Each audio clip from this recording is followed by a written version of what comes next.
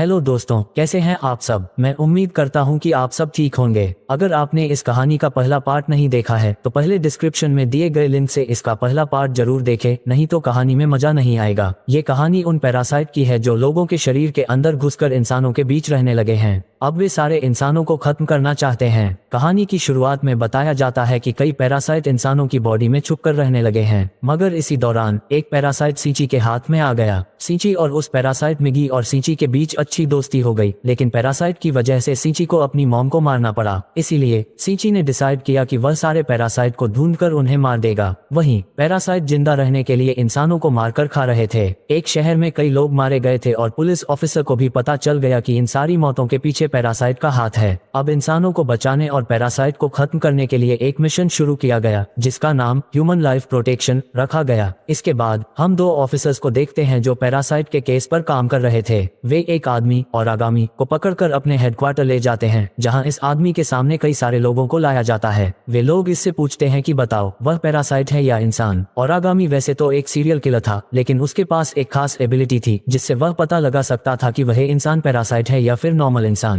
अब उसके सामने जिसे भी लाया जाता है उनमें से कोई भी पैरासाइट नहीं होता। तभी उसके सामने सींची आता है। एक पल के लिए सींची में कुछ खास दिखता है, लेकिन फिर और आगामी ये पता नहीं लगा पाता कि सींची पैरासाइट है या फिर कोई नॉर्मल इंसान। इसीलिए वह सींची को एक नॉर्मल इंसान बता देता है। सींची को अब यहाँ से जाने दिया जाता है। अब यहाँ से जाते समय उसे एक पैरासाइट मिलता है जो कि किसी इंसान को मार रहा था। सींची अपने दोस्त मिगी की मदद से उस पैरासाइट से लड़ता है और उसके हार्ट को जख्मी करके उसे मार देता है। सींची को लगता है कि कोई उसका पीछा कर रहा है, लेकिन उसे कोई भी दिखाई नहीं देता और वह वहां से चला जाता है। लेकिन वहीं एक आदमी छुपा हुआ था जिसके पास कैमरा था और वह सींची की जासूसी कर रहा था। अब रात में मिगी सींची के साथ मिलकर खाना बना रहा था। इसी दौरान वह मिगी से बात करता है और कहता है कि मैं इन सभी पैरासाइट के बॉस को मारना चाहता हूँ। इन सभी पैरासाइट का बॉस इस शहर का मेयर है, जो खुद भी एक पैरासाइट है। उसने कई सारे पैरासाइट को सिटी हॉल में छुपा कर रखा है। तामिया भी इनके साथ थी और तामिया ने एक ह्यूमन बेबी को भी जन्म दे दिया था। तामिया अब भी खुद पर एक्सपेरिमेंट कर रही थी। यहाँ तामिया सारे पैरासाइट की लीडर थी। मेयर आकर उससे कहता है कि हमें सींची और मिगी को मारना होगा, क्योंकि वह दोनों मिलकर हमारे पैरासाइट साथियों को मार रहे हैं। लेकिन तामिया सींची को मारने से रोक देती है और कहती है कि सींची और मिगी वह दोनों इंसानों के बीच आपस में मिलकर रहने की हमारी सबसे बड़ी उम्मीद है। यहाँ तामिया इंसानों की साइड ले रही थी और वह इंसानों को मारना नहीं चाहती थी, क्योंकि एक मॉम बनने के बाद तामिया के अंदर भी ह्यूमन इमोशंस डेवलप हो रहे थे। लेकिन मेयर को ये सारी बातें बिल्कुल भी पसंद नहीं आ रही थी। अब इसके बाद हम एक पैरासाइट को देखते हैं जो काफी ताकतवर होता है। वह एक ऑफिस में जाकर सभी लोगों को मार देता है।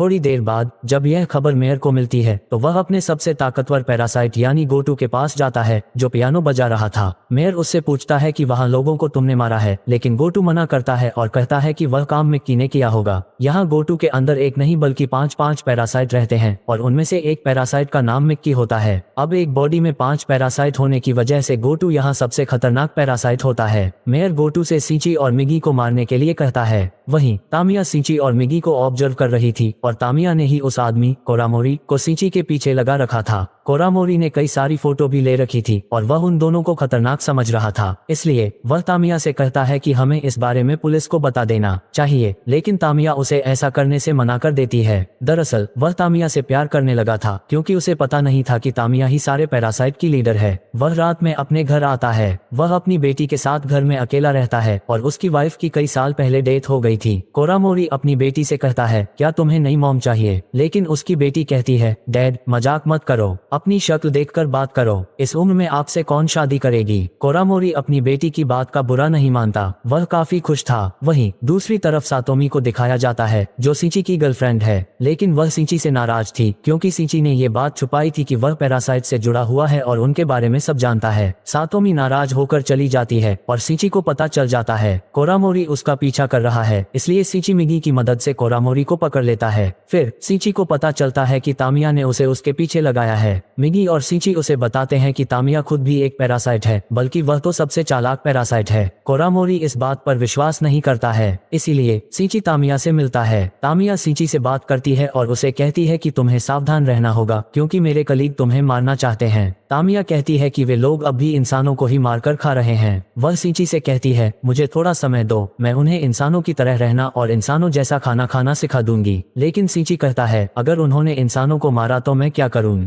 क्या मैं उन्हें ऐसे ही जाने दूं? अब तामिया से बात करने के बाद सीची वापस कोरामोरी के पास आता है और उसने तामिया की बातें रिकॉर्ड कर ली थीं। सबूत के तौर पर वह कोरामोरी को रिकॉर्डिंग देता है। मिगी कोरामोरी को बताता है कि तामिया ही सारे पैरासाइट की लीडर है और इस एरिया में मेयर के साथ साथ कई सारे पैरासाइट रहते हैं। सीची उसकी भलाई के लिए कहता है तुम इस सब से दूर रहो, लेकिन कोरामोरी तामिया से प्यार करने लगा था। ये सब जानकर उसका दिल टूट जाता है। फिर पैरासाइट का पर्दाफाश करने के लिए वह मेयर से मिलने जाता है, लेकिन वहां से जाते वक्त वह बग फिक्स कर देता है। मेयर का साथी पैरासाइट इसका पता लगा लेता है। फिर मेयर उसे कहता है अपने पैरासाइट को भेजकर इसे मरवा दो। अब इसके बाद कुछ पैरासाइट कोरामोरी के घर उसे मारने जाते हैं, लेकिन कोरामोरी वहां नहीं था, इसलिए वे पैरासाइट उसकी बेटी को मार देते हैं। कोरामोरी ये सब देखता है तो उसके अंदर बदले की आग जलने लगती है। वहीं दूसरी तरफ सीची कह रहा था, मिगी कहता है कि हमारे आसपास 5 पैरासाइट हैं। अब यहाँ वही पैरासाइट गोटू आ जाता है। मिगी ये देखकर सब समझ जाता है और सीची से कहता है कि एक बॉडी में 5 पैरासाइट हैं, इसलिए वह बहुत खतरनाक है। मिगी सीची से कहता है भागो यहाँ से। सीची भागने लग जाता है। गोटू कई बार सीची पर हमला करता है, लेकिन हर बार वह बच जाता है। लेकिन फिर सीची मिगी की मदद से गोटू का सर धड़ से अलग कर देता है। सीची उसे मरा हुआ समझकर वहां से चला जाता है, लेकिन बचा हुआ एक पैरासाइट उसके हाथ से निकलकर उसके सर में आ जाता है। अब वह मिक्की को भी अपने हाथ में बुला लेता है। अब गोटू के पास चारों पैरासाइट का कंट्रोल आ जाता है। अगले दिन तामिया को पता चलता है कि मेयर ने उसकी परमिशन के बिना ही पैरासाइट को कोरामोरी को मारने के लिए भेजा था। तामिया मेयर से कहती है भूलो मत, मैंने ही तुम्हें इलेक्शन जितवाया था और अब तुम मेरे खिलाफ जा रहे हो। कुछ पैरासाइट भी तामिया के खिलाफ हो गए थे, क्योंकि तामिया के अंदर ह्यूमन इमोशंस आ गए थे और वह इंसानों की साइड ज्यादा ले रही थी। इसलिए तामिया को मारने के लिए 3 पैरासाइट को भेजा गया। तामिया इसे सेंस कर लेती है और समझ जाती है कि वे तीनों उसे ही मारने आ रहे हैं। इसीलिए तामिया अपने बच्चे को बचाने के लिए उसे वहीं छोड़कर दूर चली जाती है। इसके बाद जब वे तीनों तामिया को मारने आते हैं तो तामिया उन्हें एक ही झटके में खत्म कर देती है। लेकिन जब वह दोबारा अपने बेबी के पास आती है तो देखती है कि उसके बच्चे को किसी ने किडनैप कर लिया है। तामिया को वहाँ एक नोट मिलता है जो कोरामोरी ने छोड़ा था और उसने तामिया के बच्चे को किडनैप किया था। तामिया को काफी गुस्सा आता है। तामिया सातोमी के पास जाती है और उससे सीची का नंबर लेती है। तामिया सीची को कॉल करती है और सीची को वहीं बुलाती है जहां कोरामोरी बच्चे को ले गया है। फिर तामिया कोरामोरी के पास आ जाती है। पीछे से सीची वहां पहुंच जाता है। वे दोनों मिलकर कोशिश करते हैं कि वह उसके बच्चे को ना मारे। देखते ही देखते वहां भीड़ जमा हो जाती है और वहीं दोनों पुलिस ऑफिसर जो कि पैरासाइट पर काम कर रहे थे वे भी वहां आ जाते हैं। तामिया को उसका असली चेहरा सबके सामने लाने के लिए उसके बच्चे को फेंकने वाला था, तभी तामिया अपना असली रूप दिखाती है और कोरामोरी को मार देती है। तामिया अपने बच्चे को बचा लेती है, मगर इससे पुलिस समझ जाती है कि तामिया एक पैरासाइट है। वहीं दूसरी तरफ पुलिस को पता चल चुका था कि मेयर ने सिटी हॉल में पैरासाइट छुपा रखे हैं। स्पेशल फोर्स को सिटी हॉल की तरफ भेजा जाता है। वहां जाकर सारे ऑफिसर एक एक करके लोगों को बाहर निकालने लगते हैं और उनकी बॉडी को स्कैन करते हैं। इससे उन्हें पता चल जाता है कि कौन इंसान है और कौन पैरासाइट।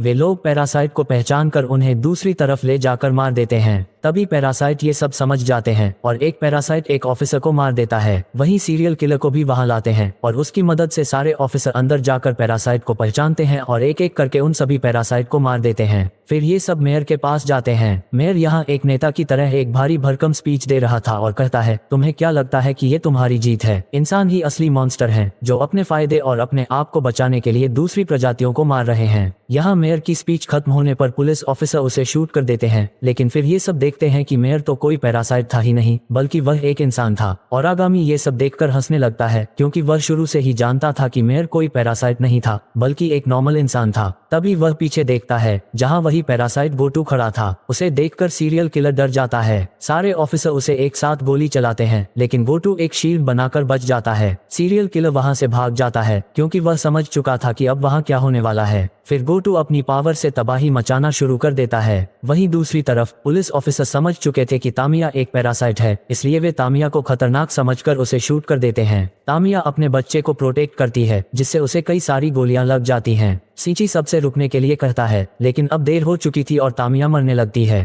तामिया मरने से पहले अपने बच्चे को सीची को दे देती है और उसे कहती है इसे नॉर्मल इंसानों की तरह पालना। इसके बाद तामिया भी मर जाती है। तामिया को अपने बच्चे को बचाते हुए मरता देख सीची को अपनी मॉम की याद आ जाती है, क्योंकि पिछली बार उसकी मॉम ने पैरासाइट से उसे बचाया था। इसके बाद सीची अपनी मॉम को याद करके खूब रोने लगता है। तभी सातोमी वहां आ जाती है और वो सिंची को संभालती है। इसके बाद ये लोग वहां से जाने लगते हैं। तभी पुलिस ऑफिसर को पता चलता है कि एक पैरासाइट सिटी हॉल के बाहर है। पुलिस ऑफिसर तुरंत वहां पहुंच जाते हैं। सिंची भी उनके साथ जाता है। तभी मिगी सिंची को बताता है कि यहाँ वही पैरासाइट है जिसके एक बॉडी में 5-5 पैरासाइट रहते हैं। गोटू बिल्डिंग के ऊपर खड़ा था। वह उनके बॉस के सर को उनके पास फेंकता है और फिर नीचे कूदकर वहां आ जाता है। सिंची उसे देखकर वहां से भागता है। तभी वही पुलिस ऑफिसर उस पर गोली चलाता है, मगर गोटू खुद को बचा लेता है। फिर गोटू उस पुलिस ऑफिसर को मार देता है। सारे पुलिस ऑफिसर्स डरकर उसके रास्ते से हट जाते हैं। गोटू सिंची को मारने के लिए उसके पीछे जाता है। सिंची कार लेकर भागने लगता है। तभी गोटू एक बाइक से उसका पीछा करता है और उड़कर उसके ऊपर आ जाता है। फिर सिंची पर हमला करता है। तभी मिगी कार को नीचे गिरा देता है। मिगी सिंची को बचाकर ऊपर ले आता है, लेकिन फिर ये दोनों देखते हैं कि गोटू अभी भी ठीक है। सिंची जंगल की तरफ भागता है। मिगी कहता है, जब तक मैं तुम्हारे साथ जुड़ा रहूंगा वो हमें ढूंढ लेगा, इसलिए हमें अलग होकर उस पर हमला करना होगा। सिंची मिगी की बात मान लेता है। सिंची वही छुप जाता है। फिर यहाँ गोटू आता है। मिगी गोटू पर हमला कर देता है, लेकिन गोटू खुद को बचा लेता है। तभी पीछे से सिंची उस पर हमला करता है, लेकिन गोटू उसे भी रोक देता है। गोटू काफी ताकतवर था और वह इन दोनों से ही फाइट करके इन्हें मारने लगता है। तभी मिगी सिंची को बचाने के लिए गोटू से अकेले ही फाइट लड़ता है और मिगी सिंची से कहता है, तुम यहाँ से भाग जाओ, अब वह तुम्हें नहीं ढूंढ पाएगा। मिगी अकेला ही गोटू के 5 पैरासाइट से लड़ रहा था। सिंची मिगी को छोड़ना नहीं चाहता था, लेकिन अपनी जान बचाने के लिए सिंची को मिगी को वहीं छोड़कर भागना पड़ता है। मिगी वहां गोटू के हाथों मारा जाता है, लेकिन आखिर तक गोटू को रोकने की कोशिश करता है।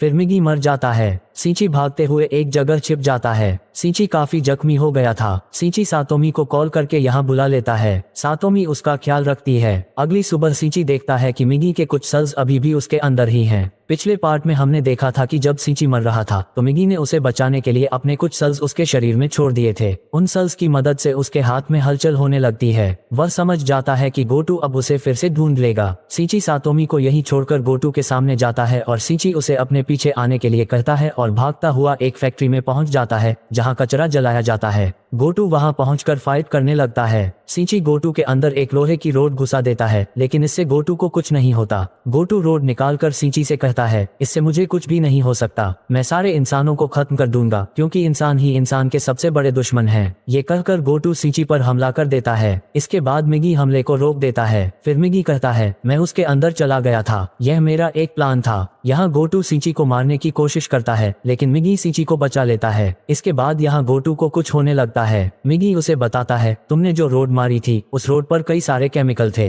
गोटू के अंदर जो पैरासाइट थे वह खुद को खतरे में समझकर उसकी बॉडी से अलग हो रहे हैं। अब देखते ही देखते गोटू की बॉडी से सारे पैरासाइट अलग हो जाते हैं और सिर्फ सबसे खतरनाक पैरासाइट की बॉडी बचती है। सिंची उस बॉडी को भी आग में फेंक देता है। सबसे खतरनाक पैरासाइट भी जलकर मर जाता है। अब हम कुछ समय बाद का सीन देखते हैं जहां सब कुछ ठीक हो चुका था। लोग पैरासाइट को भूल रहे थे और वापस से आम जिंदगी जीने लगे थे। सिंची की जिंदगी भी अब नॉर्मल हो गई थी, लेकिन मिगी उससे कहता है, अब सारे पैरासाइट खत्म हो चुके हैं, इसलिए हमें भी अलग हो जाना चाहिए। मिगी कहता है कि वह हाइबरनेशन यानी गहरी नींद में चला जाएगा। इस तरह सिंची को अपना हाथ वापस मिल जाएगा। सिंची मिगी से कहता है, तुम मत जाओ, क्योंकि मिगी और सिंची में काफी अच्छी दोस्ती हो चुकी थी। लेकिन मिगी सिंची की नहीं सुनता। सभी इंसानों की तरह नॉर्मल लाइफ देने के लिए मिगी हाइबरनेशन में चला जाता है। सिंची का हाथ वापस आ जाता है। सिंची अपने दोस्त को खोकर काफी दुखी होता है और रोने लगता है। अब कुछ समय और बीत जाता है। सिंची और सातोमी काफी खुश रहने लगे थे। वो दोनों तामिया के बेटे से भी मिलने जाते हैं, लेकिन फिर एक दिन वही सीरियल किलर सातोमी और सिंची को एक साथ देखकर सातोमी को पकड़कर एक बिल्डिंग की छत पर ले जाता है। सिंची उसे बचाने जाता है। तभी वह सीरियल किलर सिंची से पूछता है, मुझे बताओ, मॉन्स्टर तो इंसानों को खाने के लिए मार रहे थे, लेकिन फिर इंसान कौन है, क्योंकि वो भी तो एक दूसरे को सालों से मारते आ रहे हैं। तभी सातोमी कहती है, वो तुम जैसे लोग ही हैं जो असली मॉन्स्टर हैं और वही लोगों को मारते हैं। ये सुनकर सीरियल किलर को काफी गुस्सा आ जाता है और वह सातोमी को वहां से नीचे फेंक देता है। तभी सिंची उसे बचाने के लिए भागता है। वह पूरा जोर लगाकर ओरागामी के मुंह पर एक मार देता है, लेकिन उसे ऐसा लगता है कि वह सातोमी को नहीं बचा पाया। सिंची सातोमी को गिरते हुए नहीं देख सकता था, इसलिए वह अपनी आंखें बंद कर लेता है और तभी सातोमी के साथ बीते पलों को याद करने लगता है। लेकिन तभी उसे मिगी की आवाज सुनाई देती है। फिर सीची अपनी आंखें खोलता है तो देखता है कि उसने सातोमी का हाथ पकड़ रखा है।